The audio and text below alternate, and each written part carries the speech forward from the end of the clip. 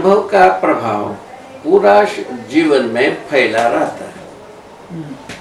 अनुभव से छूट करके कोई काम ही नहीं कर सकते हैं। अनुभव का प्रमाण क्या होता है? न्याय धर्म सत्य ही होता है और कुछ होते ही नहीं है।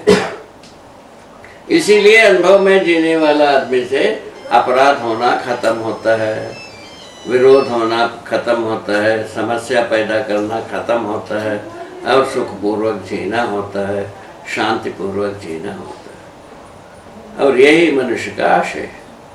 इसी को हम सर्वशुभ कह रहे हैं। Next point. विकल्प के बारे में अपन कितना मुद्दे पर आ गए? व्यवस्था के मुद्दे पर, पांचों भागों पर ध्यान दिलाया, उत्सव पर ध्यान दिलाया, है ना, विकल्प के रूप में, और संस्कृति के रूप में विकल्प को बताया। सभ्यता के बारे में विकल्प। सभ्यता क्या चीज है पूछा? व्यवस्था में भागीदारी करना सभ्यता।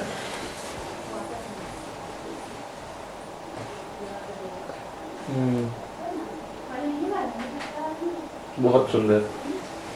क्या बात हुई, क्या बात हुई। व्यवस्था में भागीदारी करना, ये सभ्यता।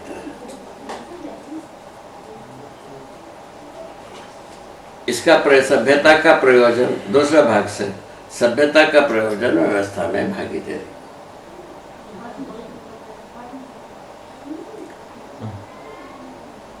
ठीक है। तो सब जैसा कि वो जैसे गति में हम गाड़ी ले जाते हैं, गाड़ी को जिस तरीके से रास्ते में चलाना है, रास्ता जैसा है वैसा चलाओ, ये ना एक भाषा आता है। ठीक है ना। रास्ता में जैसा भीड़ भाड़ गति विगति रहती है और उसको देख करके गाड़ी चलाओ। गाड़ी अपना नियम के अनुसार चलाना। ठीक है। गाड़ी के साथ चलाते समय, चलाने के पूर्व संपूर्ण केयर लेना, ये पूरा डेस्टिनी तक जा पाता है कि नहीं, उसको कमियों को दूर कर लेना। मानव इतना केयर ले सकता है ना, इसी का नाम है ना मेंटेनेंस। बात इतने को लेकर के अपने को चलना, तब अपने डेस्टिनी में पहुंचने में खास तकलीफ नहीं रहेगी।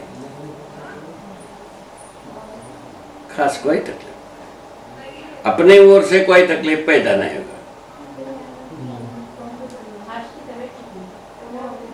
इतने केयर लेकर के, माने सतर्कता को लेकर के हम गति में चलते हैं और उसमें हमारा तरफ से कोई अव्यवस्था पैदा नहीं होगा।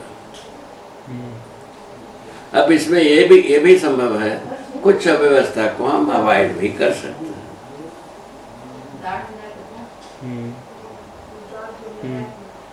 ठीक बात है ना। ये अपने को प्रैक्टिकल है मेरे अनुसार, है। इसी प्रकार से हर जगह में अपना जो व्यवस्था में चलने से खतरा कम। कुछ अव्यवस्था को अवॉइड भी कर सकते हैं, इसका मतलब तो आने वाला अवरोधों को हम अवॉइड भी कर सकते हैं, बहुत सारी चीजों को।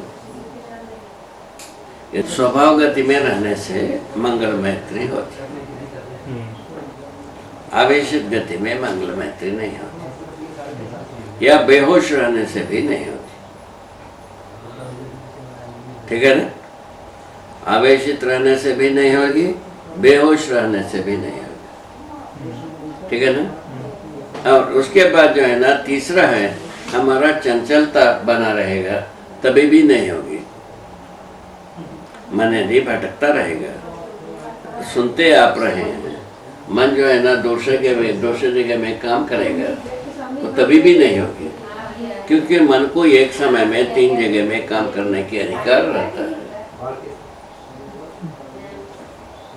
ठीक है। उसके आधार पर मन को एक जगह में स्थिर करने की जरूरत, इसी का नाम है ध्यान देना। बहुत सुंदर बात बोलिए सर। तो यदि ध्यान दिया, हम समझता हूँ कोई चीज ऐसा नहीं है अस्तित्व में जो हमको बोध ना हो। अस्तित्व में किसी के ऊपर बुरखा नहीं लगा, कवर नहीं लगा है। बहुत अच्छा है बाबा ये। ठीक है ना? अस्तित्व से कंप्लीट अस्तित्व जो है ना, सहअस्तित्व रूप में ओपन है। क्या सुना श्री राम?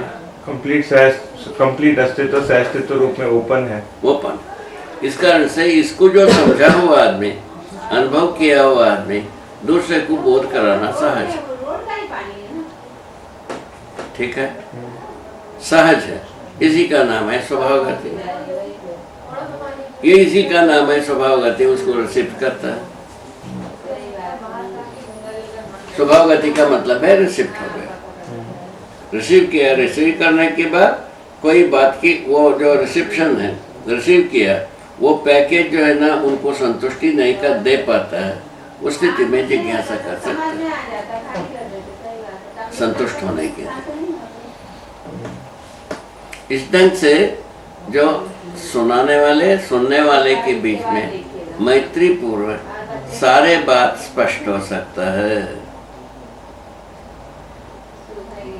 यदि स्पष्ट हो गई, हमको जितना अच्छा स्पष्ट हो गया वैसे ही आपको स्पष्ट हो गए, आपके हमारे में अंतर क्या रह गया? एक रूपता हो गया कि नहीं हुआ? अनन्यता हो गया। अनन्यता।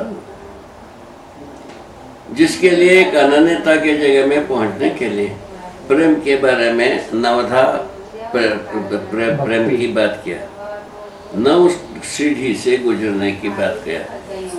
अब वो 9 सीढ़ी से गुजरता हुआ आदमी कब पूरा करेगा, आज तक किसी को पता नहीं लगा। ये 9 सीढ़ी वाली क्या बात है बाबा?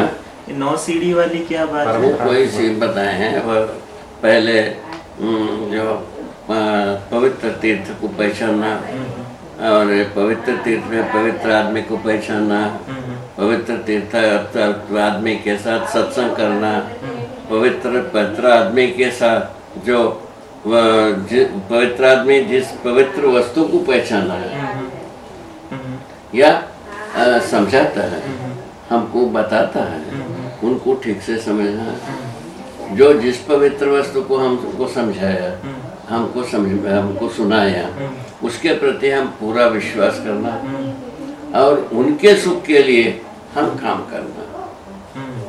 यहाँ तक 5 हो गया। उनके सुख के लिए काम करना। उनको क्या सुनाने से अच्छा होता है, अच्छा लगता है, वो सुनाना। हम क्या करने से उसको अच्छा लगता है, वो करना। क्या सोचने से उनको अच्छा लगता है, वो उसी को सोचना। क्या खाने से अच्छा होता है, उसी को खिलाना। इसको प्रेम बोलती है। इसको प्रेम कहा।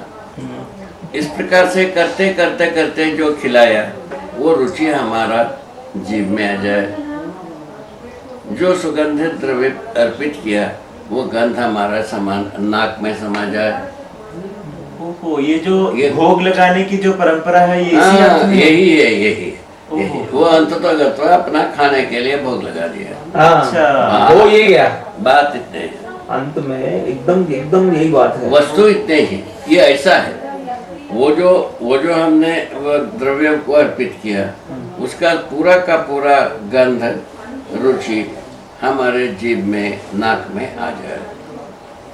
हम जो स्तवन किया, वो कान में सदा के लिए रह जाए।